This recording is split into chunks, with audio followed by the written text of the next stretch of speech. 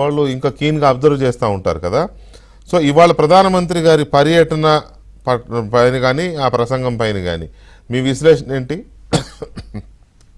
రెడ్డి వెంకటకృష్ణ గారు, మీకు మిగతా పెద్దలకు నమస్కారం అండి. నమస్తే సార్.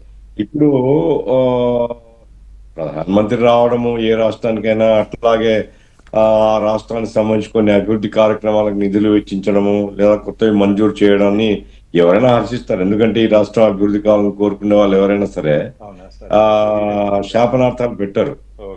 అయితే నరేంద్ర మోడీ గారు విశాఖపట్నం వస్తున్నారు అన్నప్పటి నుంచి విశాఖపట్నం ప్రజల్లో ప్రధానంగా ఏమంటే ఒక ప్రధానమైన సమస్య వాళ్లకు గత 3-4 సంవత్సరాలుగా వేధిస్తూ ఉంది. ఏది? స్టీల్ ప్లాంట్ సమస్య.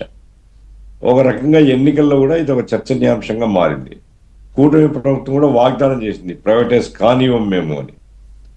ఆ రకంగా కూటమి ప్రభుత్వం కాదు, కూటమి పార్టీలు, ప్రభుత్వం తర్వాత సంగతి, వీళ్ళందరూ మేము ప్రైవేటైజ్ కానివ్వం అని చెప్పినారు.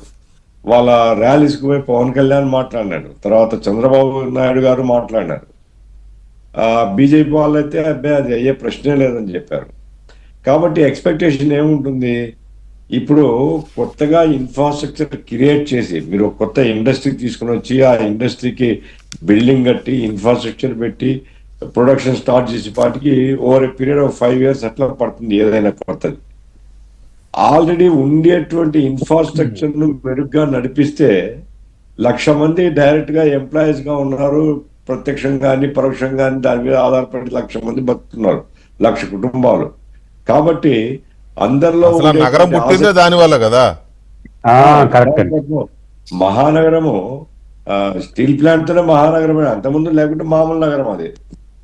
ఇప్పుడు మహానగరంగా చెప్పుకుంటున్నామంటే ఆ గాజువాక ఏరియా నుంచి మొత్తం అంతా కూడా అనకాపల్లి వరకు ఇప్పుడు నగరం కలిసిపోయింది. ఆ రకమైనటువంటి పరిస్థితి ఎందుకు వచ్చింది?